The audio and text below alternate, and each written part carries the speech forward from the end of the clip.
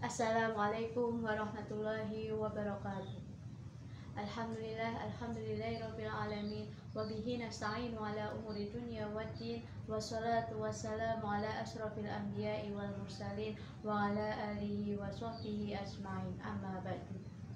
Yang pertama, marilah kita panjatkan puji syukur kita kehadirat Allah Subhanahu wa taala yang mana telah melimpahkan karunia-Nya kepada kita semua sehingga sampai hari ini kita dapat melaksanakan ibadah puasa dengan keadaan sehat walafiat.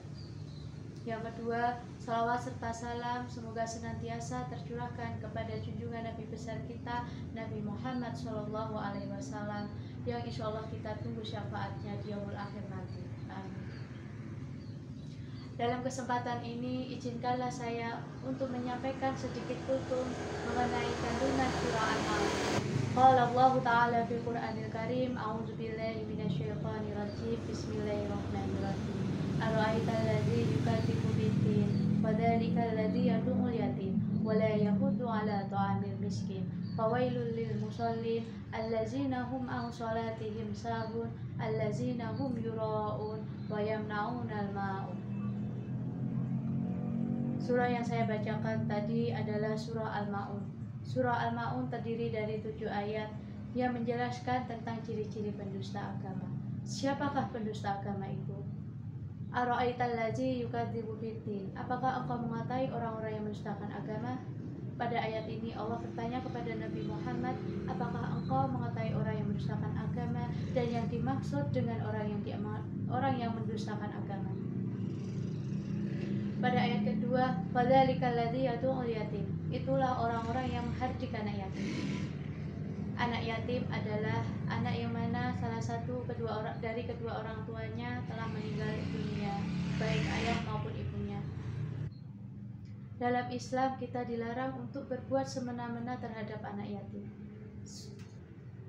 Seperti dalam surah Ad-Duha ayat 9 dan 10, dan terhadap anak yatim janganlah engkau berbuat semena-mena, dan terhadap orang yang meminta-minta janganlah engkau menghardiknya.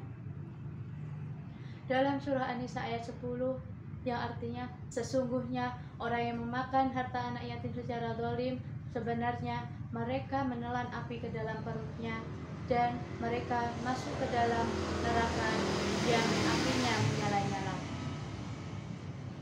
Pada ayat ketiga, wala yahuddu 'ala ta'amil miskin. Dan ia yang enggan memberi makan kepada fakir miskin. Kita memberi makan tidak perlu kita menunggu kaya maupun berlebihan makanan. Saat kita memberikan makan kepada fakir miskin dalam keadaan sempit, insya Allah kita mendapatkan pahala yang besar di hadapan Allah, dan juga insya Allah terhindar dari api neraka. Rasulullah bersabda, api neraka merasa takut kepada sebiji kurma yang kalian berikan kepada fakir miskin. Hadis riwayat Bukhari.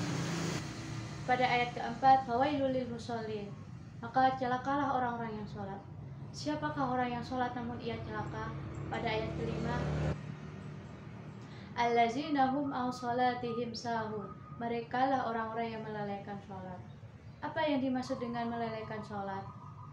Yang dimaksud dalam lalai dalam sholat yaitu yang pertama, lalai pada waktu sholat. Hendaknya kita saat mengerjakan sholat melaksanakan ibadah sholat untuk mengingat Allah, tidak untuk mengingat yang lain. Wa aqimis sholata li dzikri, dan dirikanlah sholat untuk mengingatku. Kemudian lalai dalam sholat yang kedua yaitu lalai sesudah sholat, yang artinya kita tidak mampu mewujudkan tujuan dari sholat. Tujuan dari sholat salah satunya adalah mencegah kita dari perbuatan keji dan mungkar. Dalam surah Al-Ankabut ayat 45, inna sholata tanha 'anil fahsya'i wal munkar. Sesungguhnya sholat itu mencegah dari perbuatan keji dan mungkar. Karena itu kita sebagai seorang muslim hendaknya sebelum melaksanakan sholat kita niatkan untuk beribadah kepada Allah, niat ikhlas karena Allah, dan juga dimulai dari wudhu yang benar, dan kita melaksanakan sholat tepat waktu. Pada ayat ke-6, allazina hum yura'un, dan mereka orang-orang yang menampak-nampakkan atau riya. kita sebagai seorang muslim hendaknya menghindari sifat riya, yaitu memperlihatkan amal perbuatan kita untuk dipuji orang lain. Kemudian pada ayat ke-7, wayamnaunal ma'ruf, dan mereka lah yang enggan memberi bantuan atau pertolongan, yaitu mereka adalah orang-orang yang enggan memberi bantuan, sekedar meminjamkan barang keperluan sehari-hari. Setelah memahami setiap ayat dalam surah Al-Ma'un, kita dapat mengambil hikmahnya bahwasanya Islam itu mengajarkan kita hubungan yang baik kepada Allah melalui ibadah yang ikhlas. Juga mengajarkan hubungan baik terhadap sesama manusia dengan menolong atau membantu fakir miskin dan menyantuni anak yatim. Demikian kutub yang dapat saya sampaikan, kurang lebihnya mohon maaf. Akhirul kalam, wassalamualaikum warahmatullahi wabarakatuh.